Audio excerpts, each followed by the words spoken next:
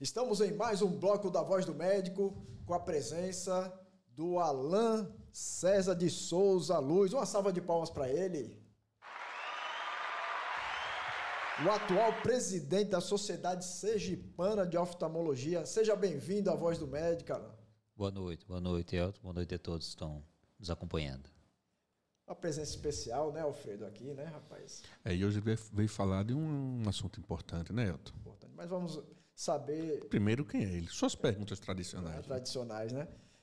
Alan é sergipano, Alan? Sim, de Aracaju. Nasceu em Aracaju. Isso mesmo. Estudou o infantil? Eu estudei no Colégio Águia. Águia? Colégio Águia, até a 8ª série, né, que também só ia até lá. Depois eu estudei no Colégio São Luís. Eu sou do Colégio São Luís e depois para a UFES. Para a UFES, né? É. E por que medicina, Alan?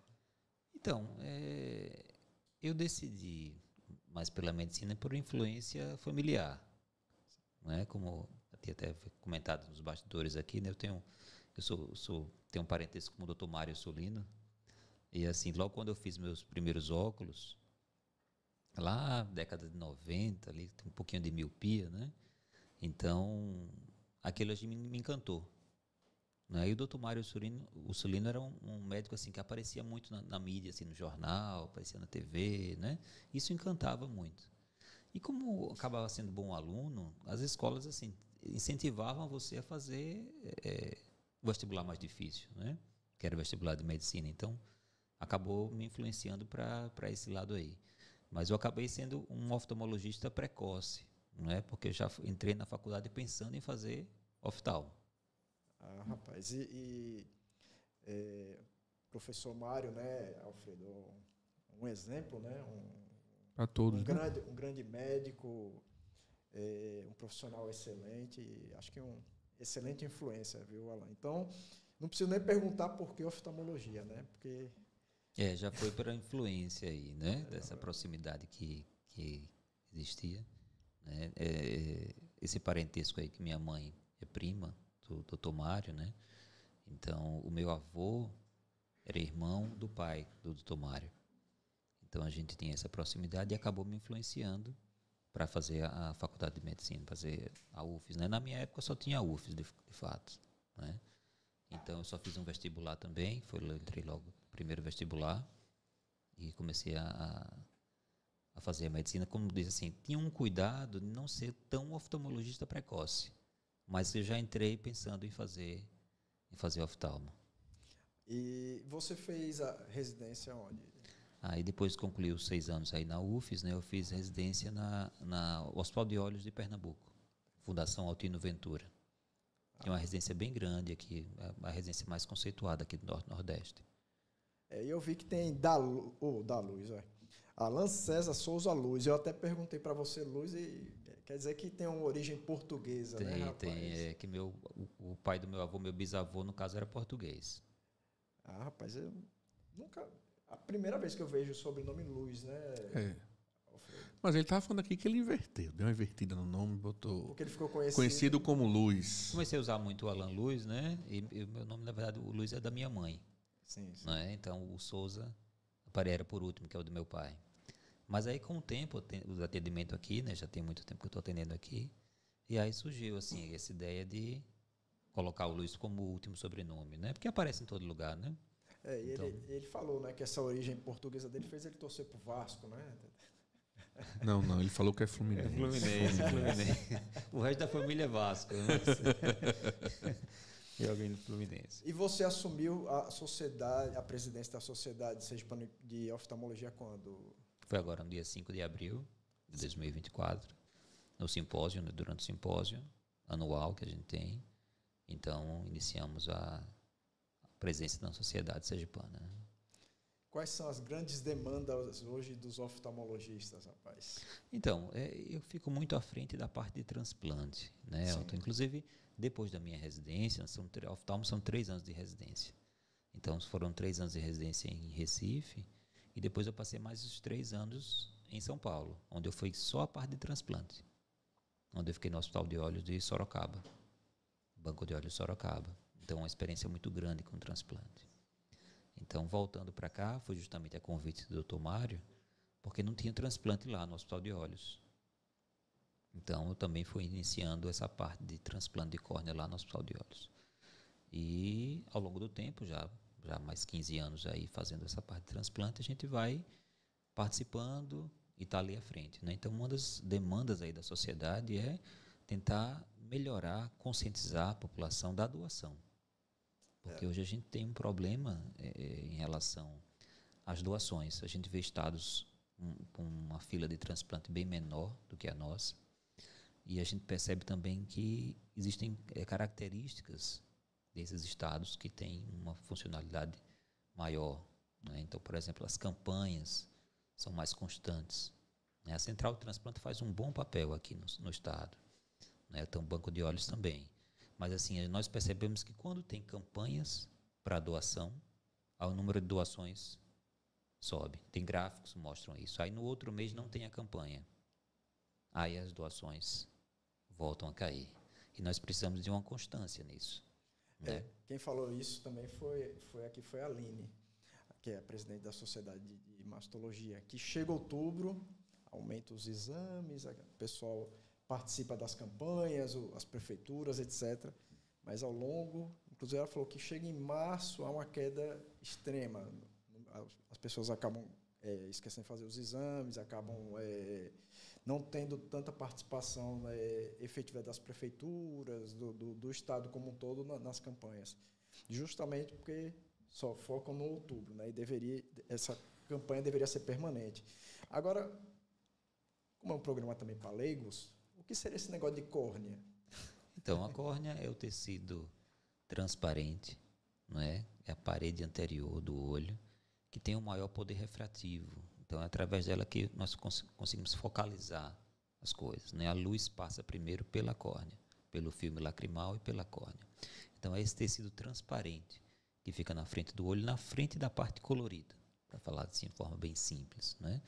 E esse é o tecido que muitas vezes sofre alguma deformação, ou alguma cicatriz, né? Ou alguma degeneração, ou alguma distrofia hereditária, que é uma córnea que perde a transparência.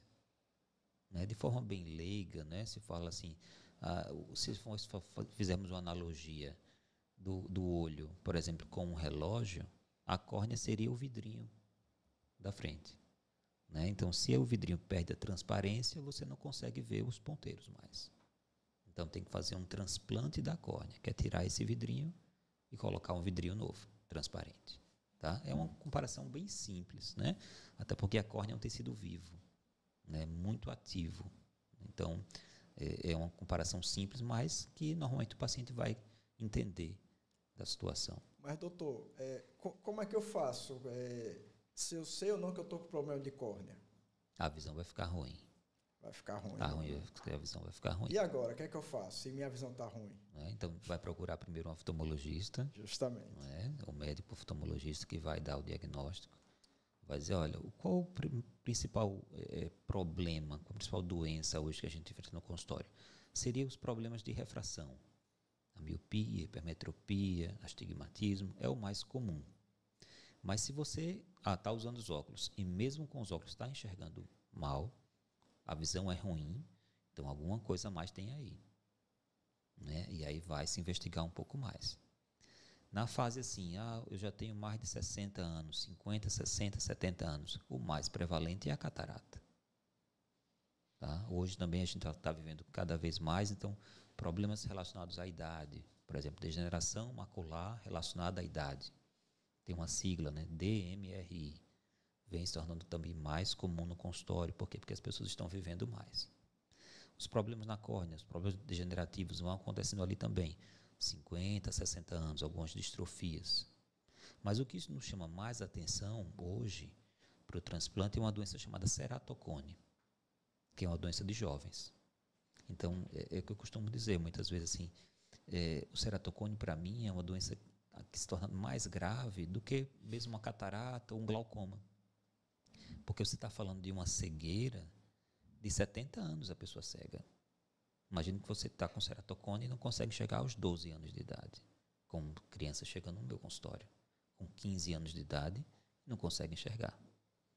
Se não for corrigido, ela tem uma expectativa de vida de lá de 70 anos, 80 anos, imagine o tempo todo que ela vai ficar sem enxergar, tendo uma dificuldade muito grande de ser economicamente ativo.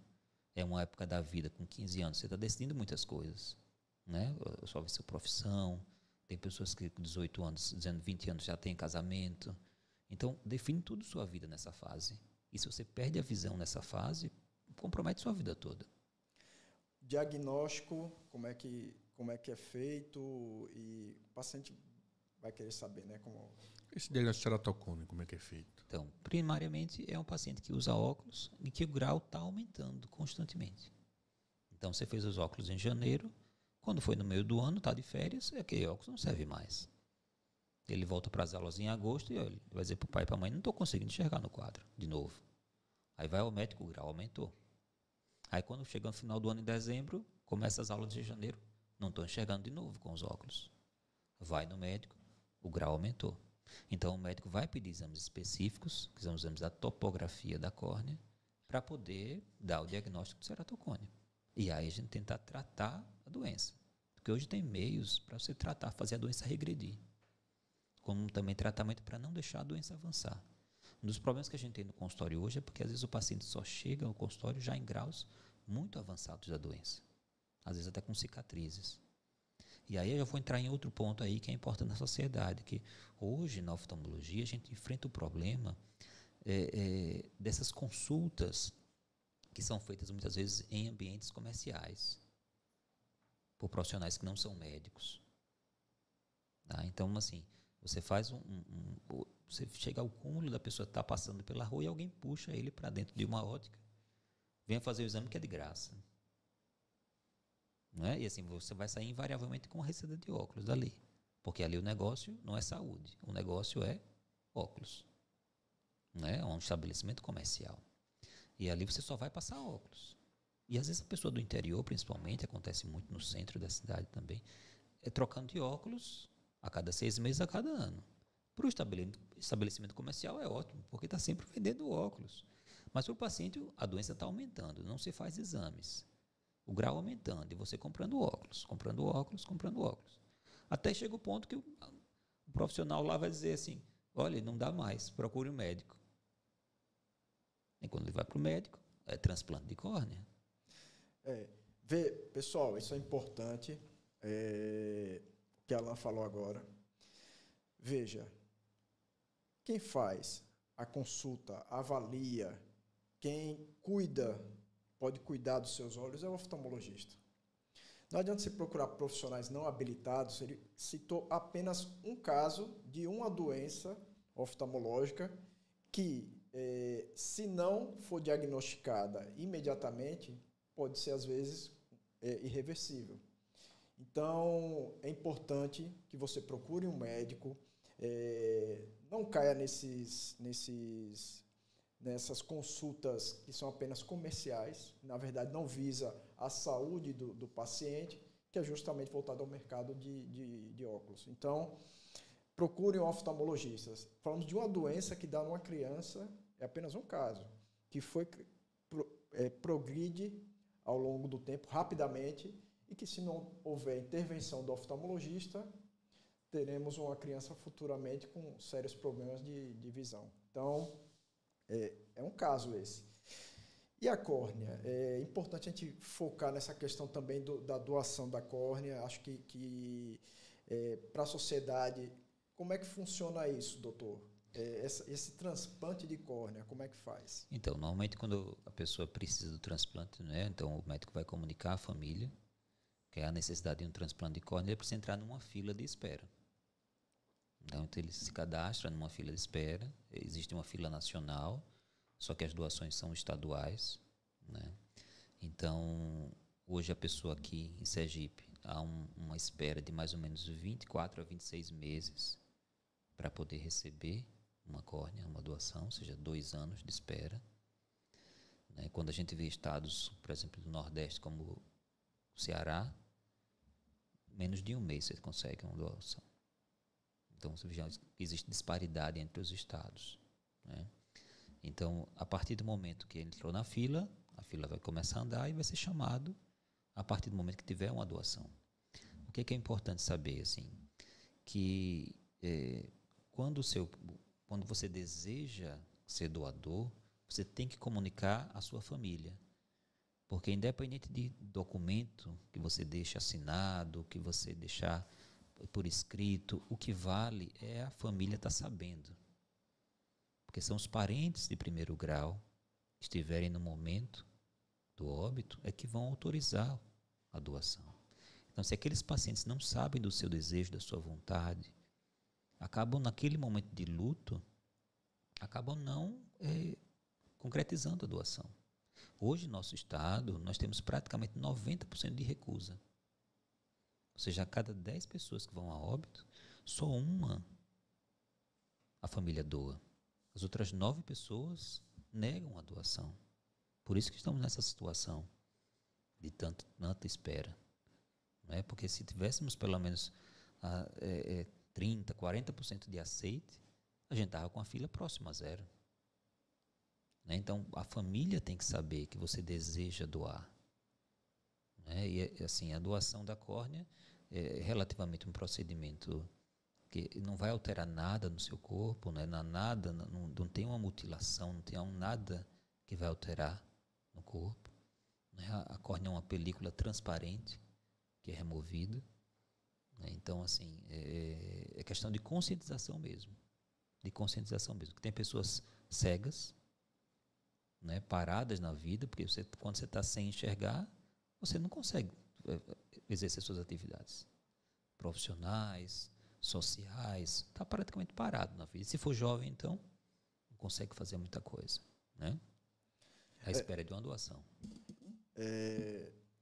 Então é importante, você olha para a câmera da verdade ali e dá um recado para a sociedade, para a população, reforçando essa questão do transplante de córnea. Acho que é importante você falar e a gente fazer um Reels, não é isso, Gabi? Um Reels. Vamos lá. Então, assim, é importante que você tenha consciência da importância da doação e se mostre um voluntário para doar. Porque você pode estar salvando uma vida, literalmente, trazendo a visão de volta às pessoas que estão à espera numa fila de transplante. Não é? Então, a família precisa ficar sabendo o seu desejo de doar. Não adianta anotar aqui, anotar ali, deixar por escrito. Não, a família, os parentes próximos têm que estar cientes do seu desejo de doar, tá? Haver essa comunicação, porque são os parentes próximos que vão decidir. Um momento difícil, um momento de luto, não é? Mas é um momento que precisa ser feita essa escolha. Tem até um caso interessante, Elton, por exemplo, atendi recentemente um rapaz que ele teve o diagnóstico da doença e que precisa de um transplante de córnea. E até ele começou a chorar no consultório. Mas o que foi que ele estava chorando tudo? Ele já entendia um pouco do problema, né? Mas ele falou que o irmão dele, há mais ou menos 15 anos, faleceu e eles foram abordados. E ele negou a doação do irmão. E depois, conversou com o psicólogo, a mãe chegou depois, porque ele era o parente mais próximo no momento. E a mãe teve a liberdade de querer doar, de fazer a doação. Então, e ele foi sempre contra naquele debate familiar, porque sempre tem um debate familiar ali na hora. Não é? E eles fizeram a doação. E eles, olha, se hoje não tivesse doado, eu estaria me sentindo muito mal. Pior do que já estou. Porque naquele momento era alguém que estava precisando e eu não pensei nisso. E agora sou eu que estou na fila de transplante, né? À espera de alguém que faça uma doação. Que história. A salva de palmas, né, Gabi? Aí importante para focar nessa questão da doação, não só de córnea, né, mas a doação de órgãos de uma maneira geral. Muitas vezes no momento de luto, no momento que as pessoas estão ali vivendo um momento triste, tem que ter essa consciência de que você pode ajudar, que o corpo que está ali, que não é mais a pessoa, né? A pessoa é o que ela viveu, o que que ela plantou, os frutos que ela deixou. E um dos frutos que acho que muito que as pessoas podem pensar é o fruto da solidariedade, né? De aquele corpo que está ali poder ajudar muitas pessoas. Salvar vidas. Salvar vidas e, como você falou, essa história é muito importante. Quer dizer que ele negou no primeiro momento, a família doou os órgãos, acabou a mãe decidindo e depois ele acabou precisando. E agora ele está precisando. Ele está na fila aguardando.